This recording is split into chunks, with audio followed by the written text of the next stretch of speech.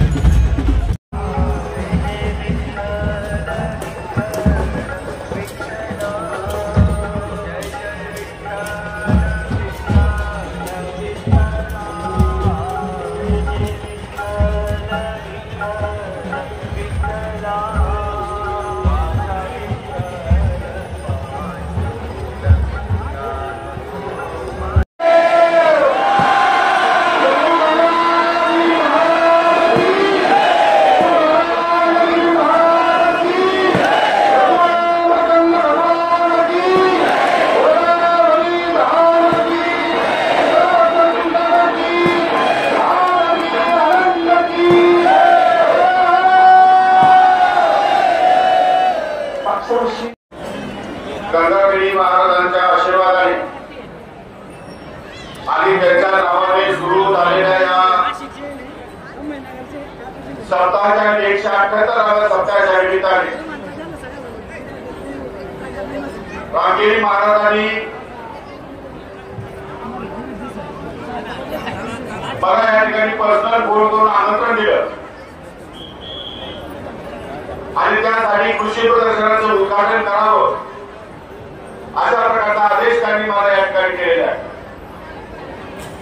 177वा सप्ताह हा माझ्या मतदारसंघामध्ये या ठिकाणी झाला।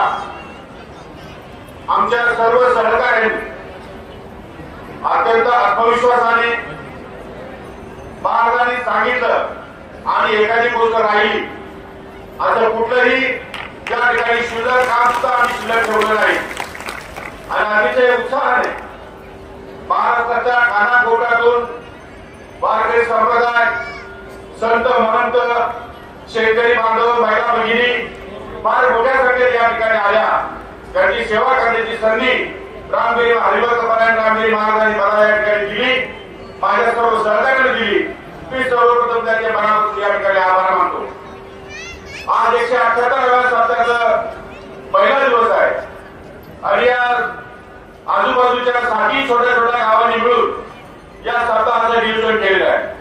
मला आपल्या सर्वांचं मनापासून अभिनंदन करावं वाटतं की आपण एवढ्या चांगल्या परिस्थितीमध्ये, एवढ्या चांगल्या सुयोग्य अशा नियोजनामध्ये या सप्ताहाचं आयोजन या ठिकाणी केलेलं आहे।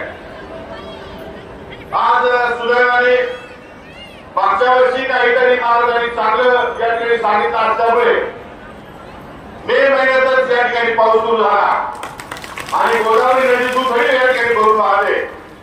माझ्या मतदारसंघामध्ये गेली अनेक वर्ष दुष्काळाने पीडित असलेल्या जनतेला केवळ महाराजांच्या पदस्पर्शाने या ठिकाणी पाणी उपलब्ध झालं आणि आमचा पूर्व भागातील शेतकरी बांधव हा अतिशय आनंदून गेला आणि अतिशय आनंदाच्या भरामध्ये त्यांनी तो सप्ताह या ठिकाणी अतिशय पार पाडलेला आहे।